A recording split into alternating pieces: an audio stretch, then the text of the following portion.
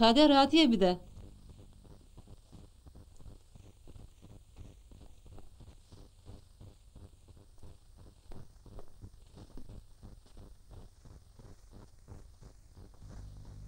Ben yatayım, sen de yat. Bayramdan sonra yola çıkacağız. Ben gelmeyeceğim. Anlamadım. Onca yaşadığımız şeylerden sonra ölmek en iyisidir benim için. Ne ölmesi Helin? Sen ne diysen? Babana söz vermişim. Bütün yaptıklarına rağmen seni sağ salim götürmeliyim. Kimi sağ salim götürüyorsun Barzan?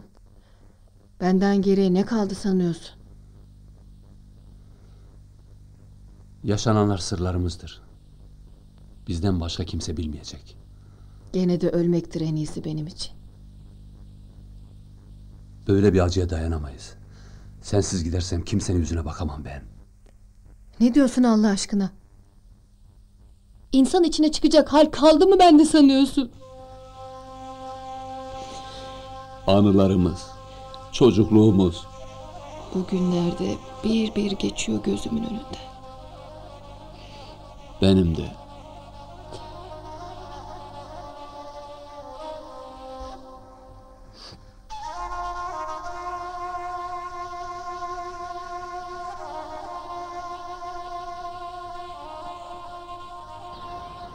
Vah o güzel günlerimiz, çocukluğumuz, hayallerimiz.